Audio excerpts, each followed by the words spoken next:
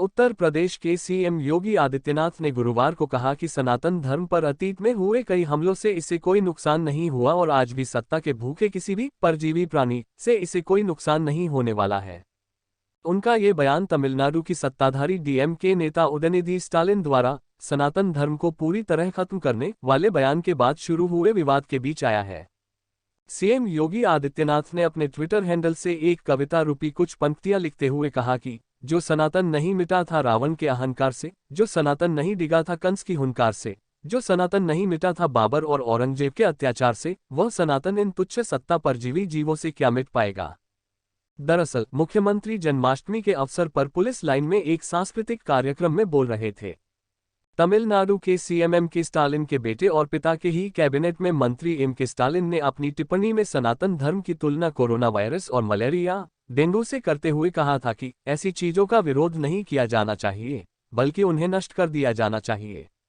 हमें सनातन धर्म को पूरी तरह खत्म करना होगा।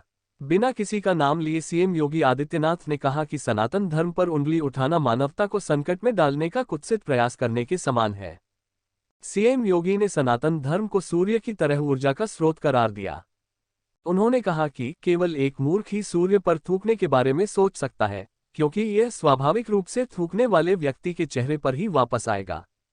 विपक्षी दलों पर कटाक्ष करते हुए सीएम योगी ने कहा कि उनकी आने वाली पीढ़ियां उनके कुकर्मों के कारण बेहद शर्मिंदगी में रहेंगी।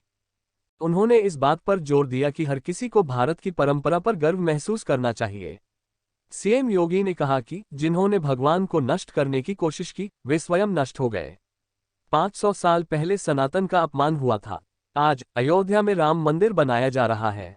विपक्ष तुच्छ राजनीति करने की कोशिश कर रहा है, भारत की प्रगति में बाधा पैदा करने की कोशिश कर रहा है, लेकिन अब ये काम नहीं करेगा।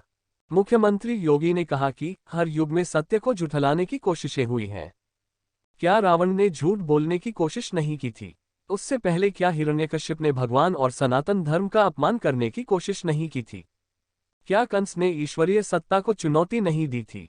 लेकिन उन्होंने उनके दुर्भावनापूर्ण प्रयासों में सभी नष्ट हो गए।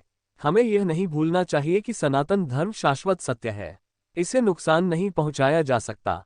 सीएम योगी ने लोगों को श्री कृष्ण जन्माष्टमी की शुभकामनाएं देते हुए कहा कि भगवान कृष्ण का जन्म धर्म, सत्य और न्याय की स्थापना के लिए भगवान विष्णु के अवतार के रूप में हुआ था।